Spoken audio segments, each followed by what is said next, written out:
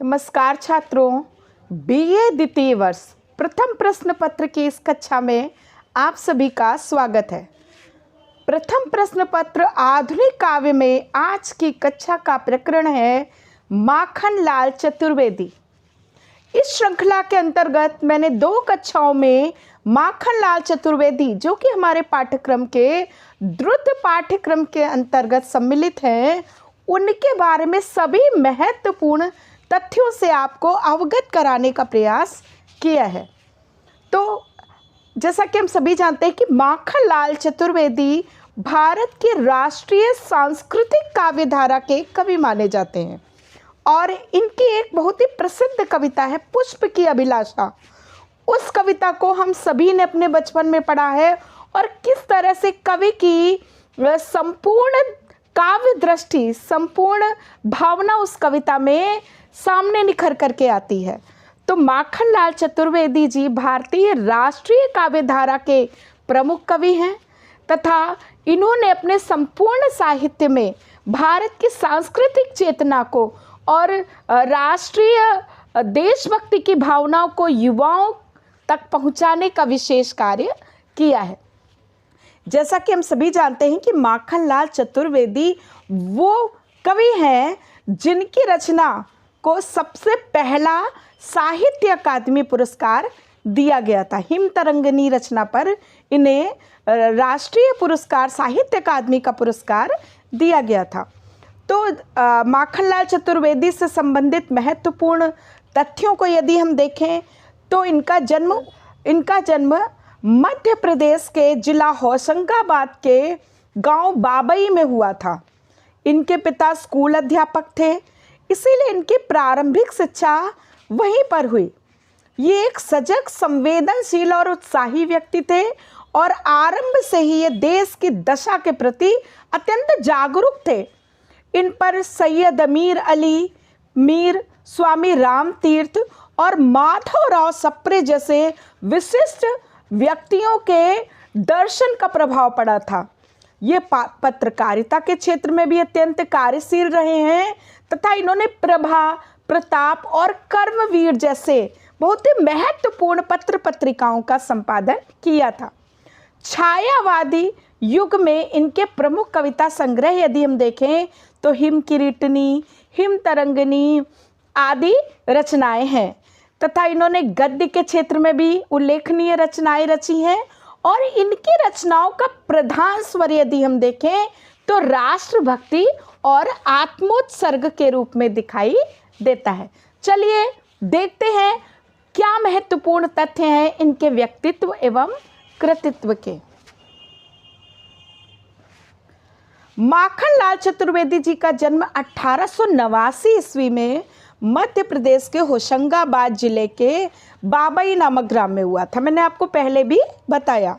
इनके पिताजी का नाम यदि हम देखें तो नंदलाल चतुर्वेदी था। ये एक सामान्य अध्यापक थे और प्राथमिक शिक्षा प्राप्त करने के पश्चात चतुर्वेदी जी ने घर पर ही संस्कृत, बंगला, गुजराती और अंग्रेजी आदि भाषाओं का अध्ययन किया।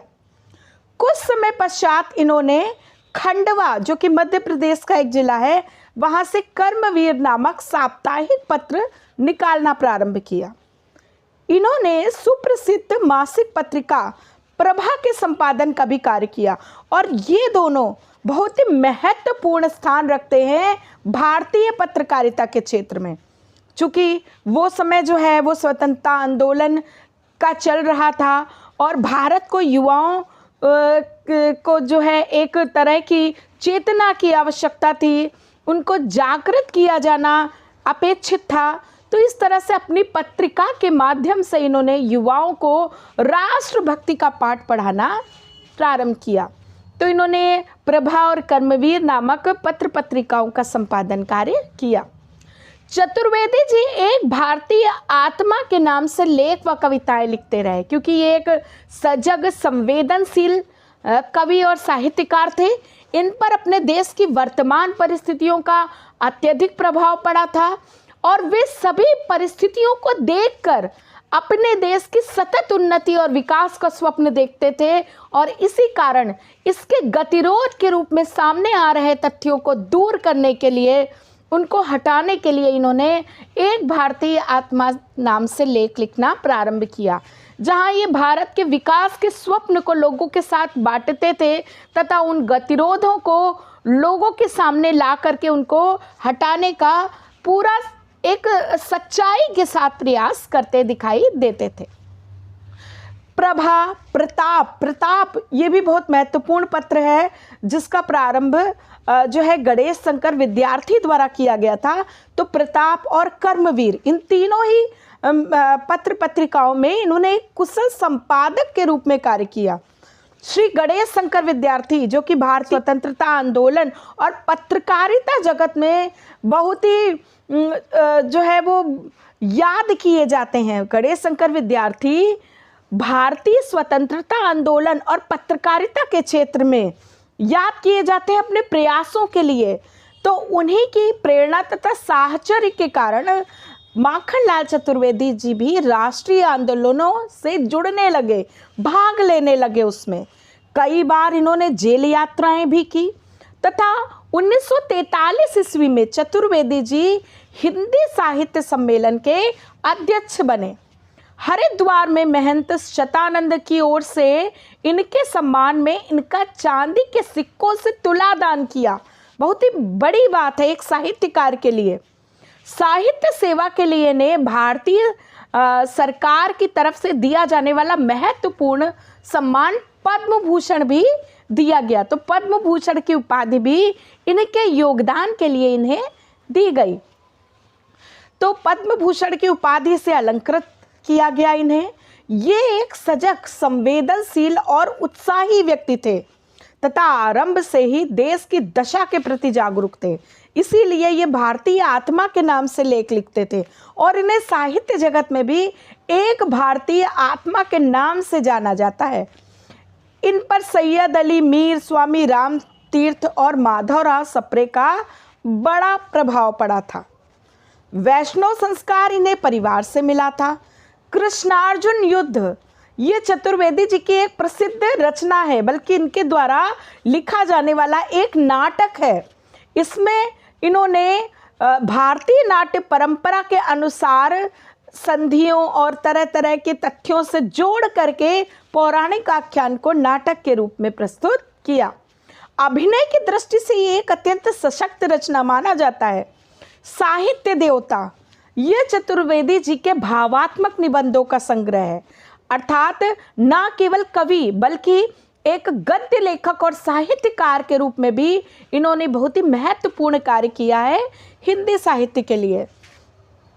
हिम तरंगिनी पहले भी बताया मैंने आपको, इनकी इस रचना के लिए साहित्य अकादमी पुरस्कार से पुरस्कृत किया गया था इन्हें।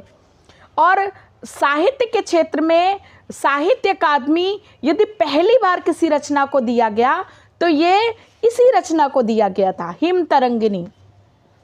कला का अनुवाद चतुर्वेदी जी की कहानियों का संग्रह है। संतोष, बंधन, सुख में गणेश शंकर विद्यार्थी की मधुर स्मृतियाँ हैं, अर्थात संस्मरण के रूप में ये रचनाएं लिखी गई हैं। रामनवमी इनकी प्रसिद्ध रचना है। माता, युग चरण, समर्पण, वेणु लो गूंजे धरा, आधुनिक कवि, मरण ज्वार, बिचुरी, कजर, अजरहेरी, धूम्रवलय आदि इनकी प्रसिद्ध कविताएं हैं। तो इस तरह से देखते हैं कि इन्होंने साहित्य के क्षेत्र को अपनी अविस्मरणीय, अपनी अद्भुत प्रतिभा से अलंकृत किया। अपनी प्रतिभा द्वारा इन्होंने राष्ट्रीय काव्य धारा को एक नए महत्व से अनुभाषित किया। इन्होंने अपनी राष्ट्रीय काव्य धारा तथा राष्ट्रीय भावना से परिपूर्ण कविताओं द्वारा उस समय के युवाओं को एक नई चेतना से संपृक्त किया और यही इनका हिंदी के क्षेत्र में महत्वपूर्ण योगदान माना जाता है। मिलते हैं अगली कक्षा में। धन्यवाद।